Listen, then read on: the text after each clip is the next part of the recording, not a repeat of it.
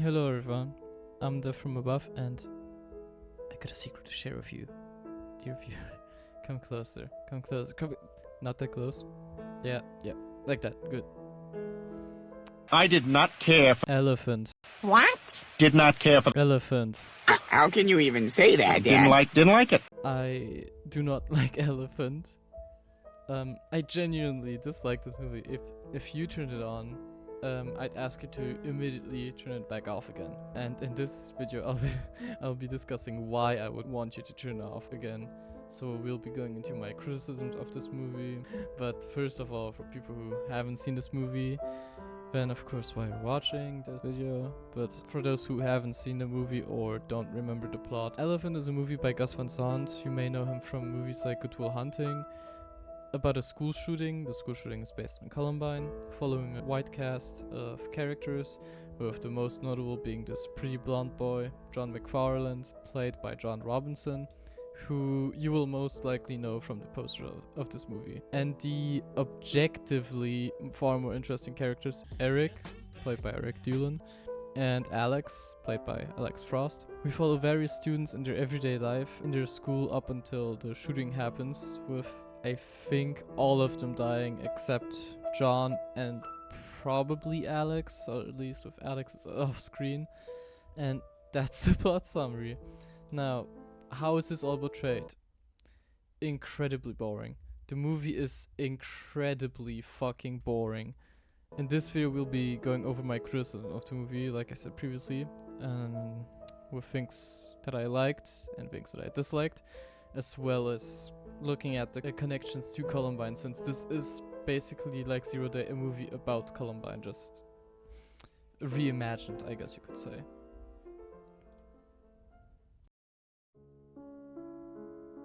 So, starting off with the positives, what did I like? Well, surprisingly a lot, but those things are rather small parts of the movie.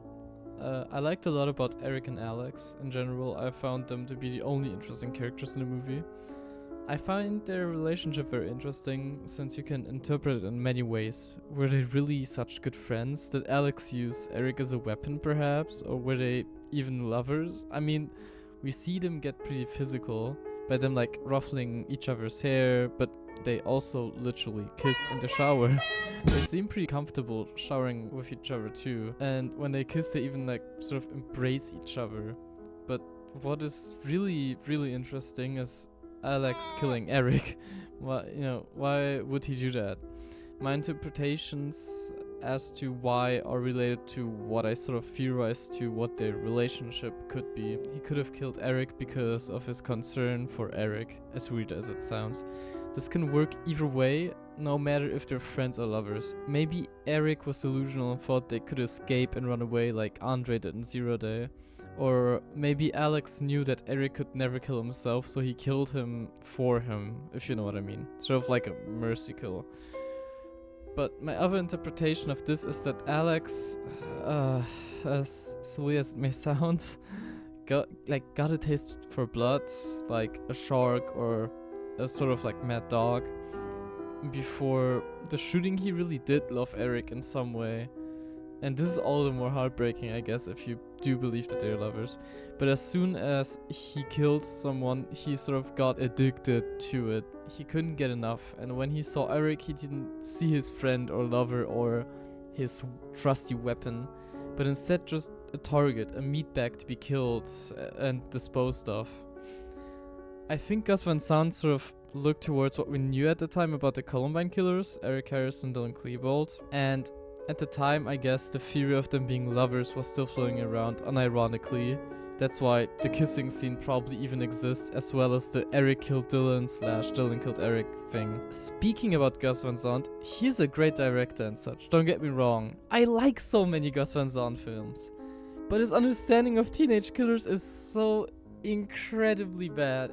It's fucking hilarious.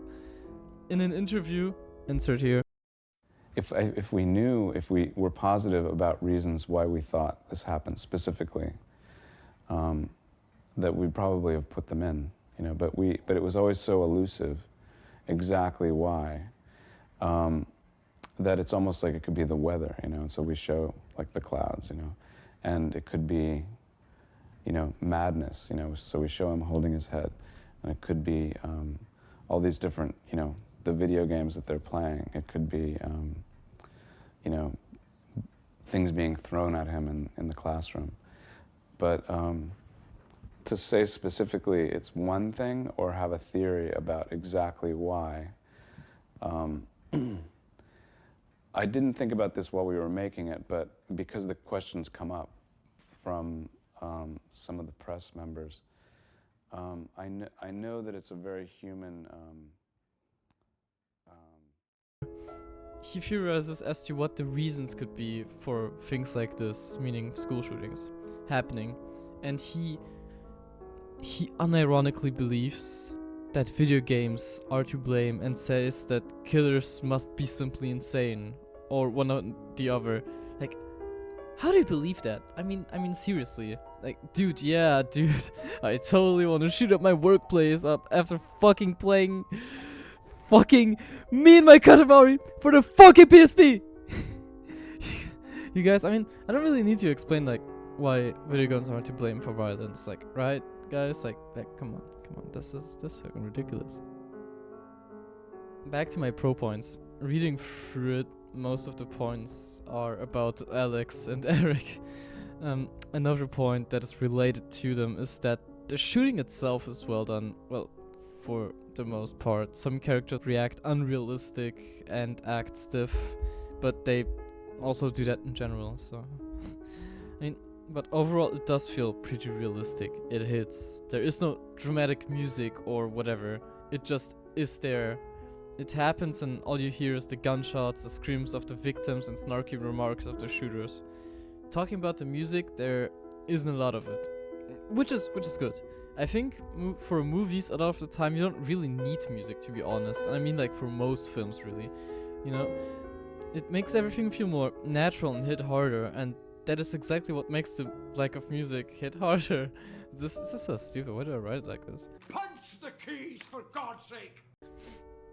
But you're not told this is sad because people die by the music. You're not told the shooters are scary boogeyman by the music, and you don't need to. The movie perfectly shows all those things it wants to show without music. I mean, there is music here and there, yes, but in one instance it is played in universe, which is the scene in Alex's room where he's playing on the piano, so it's fine. Speaking of Alex's room is also a major plus point to me for some reason. I mean, the environmental storytelling in it is just kind of cool. You can make so many assumptions and interpretations based on what we see in his room. As previously mentioned, Alex plays the piano, which already says a lot about him, I think. It's sort of contradictory. The type of music he plays is soft, lovely, passionate, beautiful, tender, which he isn't necessarily. Alex also has a lot of trophies. Surprising, since he is shown to be sort of like an outcast and such. It's weird because competitions are in a way a social gathering, I guess. And while you don't need to be super social during them, a lot of people are. So it's kind of surprising that someone so seemingly shy or introverted like Alex could win so many competitions. Also, it doesn't really fit in a like typical school shooter archetype, does it? I mean, usually shooters are sort of portrayed as losers, or really just are in many cases. He's a bum! But Alex, at least in some ways, isn't. That gives him more complexity. Again, you know, he displays those trophies, but is he actually proud? Why does whatever he won them for seemingly not fulfill him anymore? Moving further, we see art that we can assume Alex made, since they're sort of all in the same art style. And the drawings are, like the music, really beautiful. They again contrast so well with what Alex ends up doing. Also, there's an elephant drawing, so plus points for that.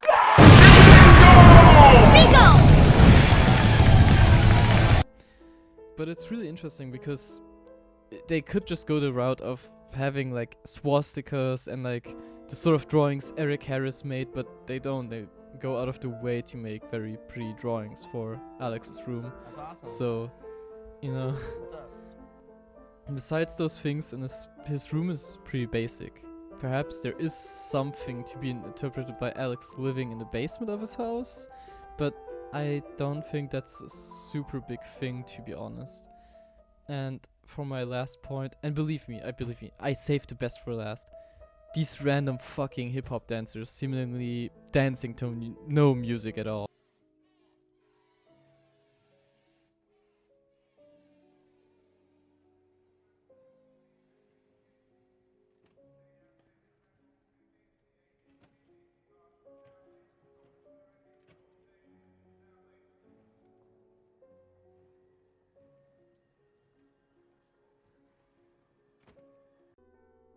Okay, so since we got the good parts out of the way, now let's get to the bad parts. What ruins this movie for me? Well, first of all, the movie feels very natural and real. Natural and real is boring. What I mean by that is we really just follow a lot of characters and they do nothing, like nothing at all. They walk and walk and walk and nothing happens. This is the main problem, see? Nothing happens in this movie except for the very end. For some, this may build tension. I've seen a lot of like videos and in general people talk about the movie and say that it does. But for me personally, this is just boring. I can just repeat that nothing happens, but it doesn't help me get attached to characters neither. Since most of the time they're not even talking, and when they do talk, they're just archetypes. And like when it's nothing, they talk about nothing. It's just stereotypes and archetypes. They talk about nothing of value, nothing we can work with. It would be interesting, would they like name drop Andre and or Eric in one way or another, but no. Gus Van Sant said it himself. He made the people in the school the main characters. Not really characters, but archetypes and stereotypes of high schoolers and people he knew in high school. Archetypes, I mean, all the characters are representations of people that I knew when I went to high school. You know, there was always like the jock and the girlfriend, and the jock is playing football, and then he has a girlfriend, and they have a problem. The kid with the camera, you know, the kid with dyed blonde hair, who's sort of you know, his own entity. The three girlfriends, the girl with glasses. You know, they're all sort of icons of high school. You know, as far as I remembered, and we met them in a casting session. You know, we were just sort of like cast high school students. They all came, and we were picking the ones that were the most kind of present. Well, perhaps this is sort of flattened out by the acting, right? The actors are convincing and feel natural, right? After all, this whole natural and realistic thing is sort of all the movie has going for it, seemingly. No. The acting is very stiff and feels very unnatural, which is not surprising when you cast a bunch of fucking random kids and tell them to just go ahead and just do stuff. There is a convention of what they'd call trained actors, and most projects have this need to have like you know, everything's written down in a screenplay, so you have to be able to like memorize lines. You have to be able to repeat lines and make them sound as if you're not doing lines. You have to like synthesize the lines, know them so well, and be able to like pretend like you're not reciting lines. And that's a difficult thing just for an ordinary teenager. But in our project, we had nothing written down. I think that the documentary aspect is partly due to the way that we're shooting it. I mean, we're sort of big fans of certain types of documentary filmmakers. I guess Harris, the cinematographer, and I, we find ourselves talking about Frederick Wiseman. We don't exactly go and watch his movies, I guess, because we've already seen them. But there's something about you know, the way he looks at the world and also the way he uses like he focuses attention and allows people just to be themselves. We talk about that a lot, and that is something that I think affects the feeling of the film, the way we're just watching the kids. And then the other thing is that since they're doing what they want and they're making up their own line. What makes it worse is that the dialogue is improvised as well in a lot of the scenes, and yeah, it truly shows. It's weird how Zero Day does exactly the same thing, actually, you know, with amateur actors and often improvised dialogues, but Zero Day does it well. I guess Zero Day does it better because we have real focus and main characters, and they have at least some acting experience, having been theater kids and whatnot. But we have none of these things in Elephant. We have nothing in Elephant. This is again related to the acting, but why are the last two survivors so nonchalant about dying? Well, well, well. Who it is? come on, don't do this. Eeny, You stupid fuck. Meanie. What are you doing? miny, mo. Come on, Catch this it? is something you want to do. Tiger, bias, toe. If he hollers, What the fuck? let You're him fucking sick. go. Don't do this. Eeny, meeny, miny, mo. Dude, don't do this. Come on, dude. Dude, this is so not cool, dude. What I have left now are just like silly little things that I honestly find rather funny than bad necessarily, or just slightly annoying than bad. The black jock guy, for example, is stupid. Like, why you're approaching the killer and seemingly not planning to take him out? Like, he just gets closer and closer. Like, what the fuck were you going to do? Fuck him up the ass? The fuck? But it's also funny how he literally ragdolls like a Gmod character. Also another thing, why does Eric call Alex Jerry? Perhaps I'm mishearing. You know there's others like us out there too. And they will kill you if you fuck with them like you did me and Jerry. To end it all, I find this movie really pretentious. A lot of the negatives I named are points people make for the movie, you know, as in that those things are good, but it's just pretentious. Like, dude, you don't get it. Nothing happening is actually so interesting, and the characters being literally nothing is so totally like thought-provoking, dude. Like, yeah, totally. Just like, dude, get the fuck out of here. Shut your fucking mouth! Shut the fuck up, you cunt!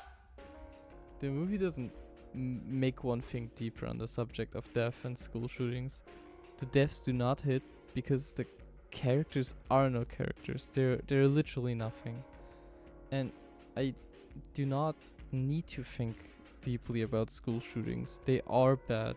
They simply are. I don't need some pretentious snobs telling me so and wasting like an hour of my time. As well as on death, I don't need to think about death as in being bad because it is bad. It is a state I would rather not be in. Now, to end this video, and this will probably be the shortest segment and the most like professional one, I guess. We have the connections to Columbine. Some are more obvious than others.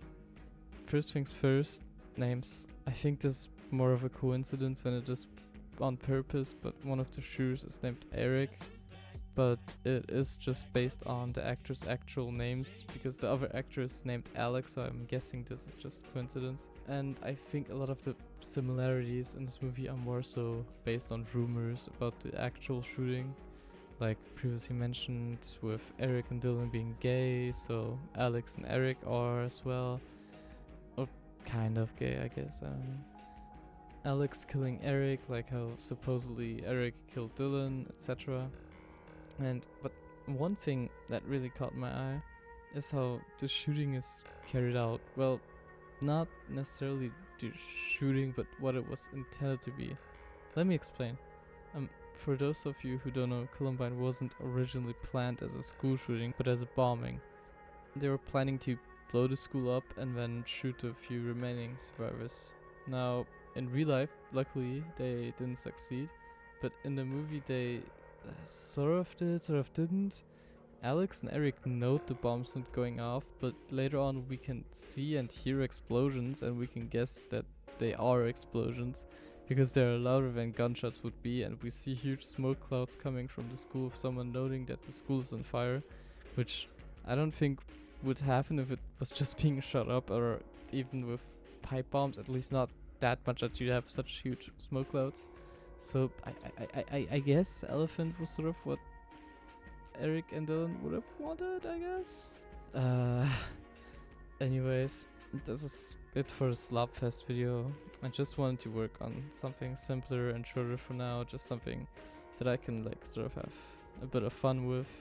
My next video will be on the Dnepropetrovsk. Maniacs. Dude, I really gotta look up how to pronounce that name before I actually make the video.